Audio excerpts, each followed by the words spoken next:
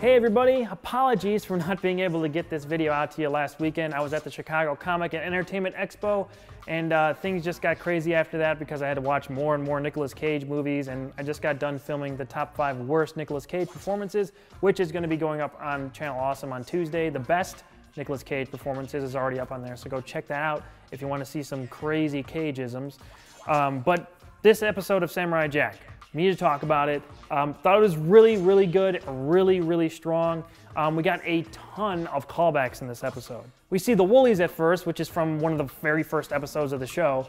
So that was a really cool callback to see them. And basically this is Ashi going through sort of Jack's past life and seeing who he helped and who he aided on his journey to get home. And he made the world better on his way there. So it was really cool from her perspective.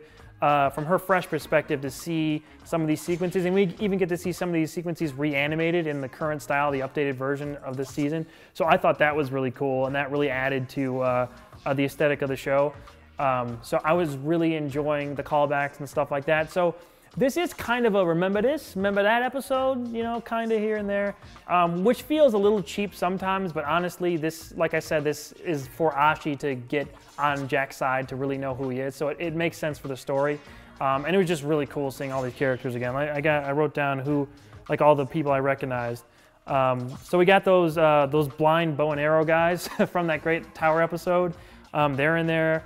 We find out Scaramouche is alive, which is very interesting. He's just ahead, and I think that's going to come in later, but I'll talk about Scaramouche more in a second. The kids from the rave episode are in this episode, which is crazy. And Ashi like dances with them, which is kind of cool. We get some dogs that may or may not have been related to the dogs in the first episodes of the show, so that was kind of cool to see. We get to see the samurai, which is kind of a personal favorite of mine. I always liked that character because he was so over the top and crazy. I really like the samurai, and now that he's a bartender at that same bar is really cool, so it was just nice to see him. Well, this isn't a callback. We just got to see Robo Popeye in this. Robo Popeye. I want to see Jack fight Robo Popeye. It looks like some Robo mechanical spinach or something. I think that'd be fun to see. We get to see Domingo in there as well. Domingo pops up, which is pretty funny. He comes into the bar. And there was I can't remember the name of this character, but the little, with the little eyes, the little, like, owl-looking almost people. They were there. I know there was a callback to something, but I don't remember what it was. If there's any ones that, like, references that I missed, like, let me know in the comments. There's a lot of really cool callbacks in this episode. So to talk about Scaramouche a little bit, he's alive. Just his head comes back online. He tries to call Aku collect, which is a really funny scene. And then he smuggles his way onto a boat to further along his plan or whatever he's going to do.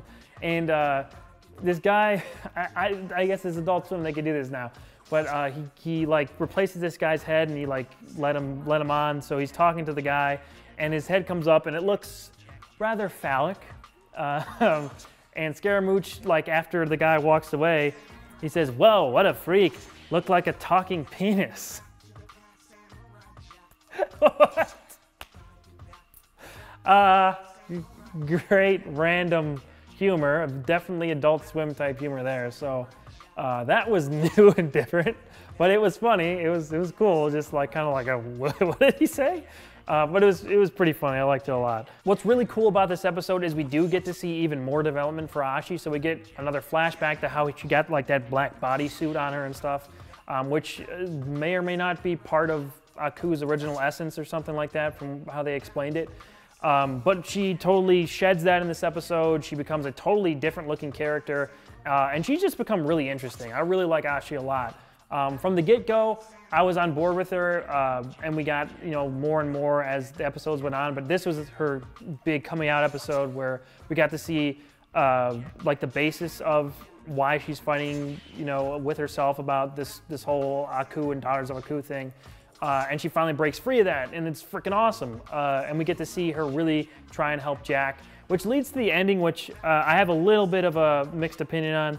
So the samurai on the horse, I guess, was a real ghost. You know, I kind of like personally that it was just all in Jack's head. Like that was just his calling for him to go do his samurai duty and kill himself because he failed at his mission. I kind of like that it was just in his head, but they're real ghosts and they really attack Ashi and Jack has to fight them. It's very it went a little bit further than I thought it was going to. Like I said, I just liked it when it was just in Jack's head. I think that was a little bit cooler, but still, that was a nice fight to have at the end, and then we get the big line at the very ending there, which is, "It's time to find my sword." And yes, this is it. I'm really looking forward, as always, to what's coming next with this show. We have 4 episodes left, the first one airing tomorrow night as I'm recording this, so hopefully I'll get that out to you guys sooner than an entire week later. Apologies again about that, but this was a really fun episode, a lot of callbacks, but it wasn't done in a way that was just like, hey, let's just throw a bunch of, like a clip show or something. It really pushed the story forward. It developed Ashi, and I really liked it a lot. So I'm really looking forward to what they got coming next for these last 4 episodes, starting with episode 7. So that's it for this Samurai Jack review. Guys, go ahead, like I said before, check out the top 5 best and worst Nicolas Cage performances over on Channel Awesome. Remember to subscribe to the channel if you haven't. Like and comment on the video, share the video with folks. I'm gonna be putting up more content on here soon. I just got really bogged down with these Nicolas Cage movies, man. I had to watch 20 Nicolas Cage movies.